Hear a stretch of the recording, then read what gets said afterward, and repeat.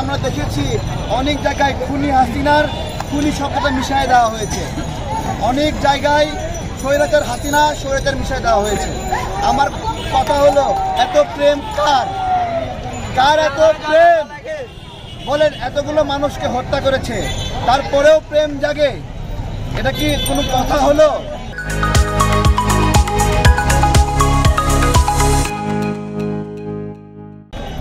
আমরা অত কথা শুনতে চাই না।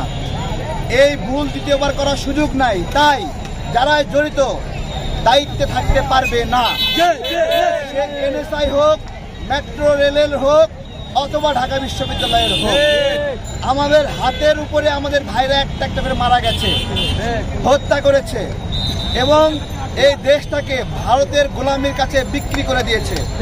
আপনারা দেখেন কেন ময়ূক রঞ্জনরা ছটফট আচরণ করে, তারা অস্থির কেন? মনে হচ্ছে হাসিনা না, তারাই পরাজিত হয়েছে।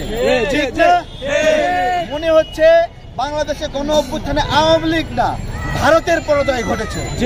তাহলে আমরাও বলতে চাই, স্পষ্ট করতে চাই, এই বাংলাদেশে আমরা এমন একটা দৃষ্টান্ত স্থাপন করলাম, আর দ্বিতীয় কেউ হাসিনা হতে পারবে না।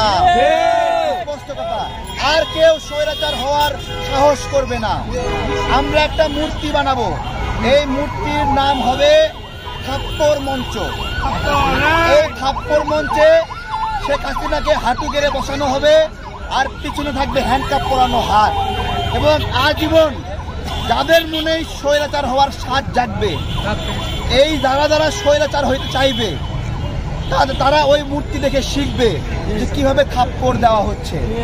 এবং আমরা স্পষ্ট করতে চাই, যারা শেখ হাসিনাকে এখান থেকে সেফ এক্সিট দিয়েছে, শেখ পরিবারকে সেফ এক্সিট দিয়েছে, এবং এই যে আওয়ামী লীগের বড় বড় নেতা আরাফাত, ওবায়দুল কাদেরের বিষয়ে কি বক্তব্য দিয়েছে?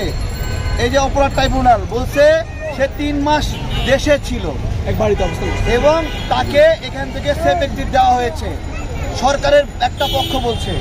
আবার স্বরাষ্ট্রমন্ত্রী বলছে আমরা জানি না। আপনি জানেন কিনা, আপনি পাঠাইছেন, আমাদেরকে স্পষ্ট করেন। আমাদের কাছে খবর আছে সেনাবাহিনীর গাড়ি ব্যবহার করে করে এরা সেফ এক্সিট নিয়েছে। তাহলে কারা কারা জড়িত এটা কিন্তু বের না করলে আপনারা এখান থেকে বিদায় দিলেন, আমরা বিচার করছি, এটা তো পাগলের প্রলাপ। আজকে শেখ হাসিনার আমরা গায়ে হলুদ করে দিলাম পুরস্কার বিতরণের মধ্য দিয়ে। এই ময়ূক, এই মোদি দাদা, তাড়াতাড়ি বিয়ের কাজ সাইরে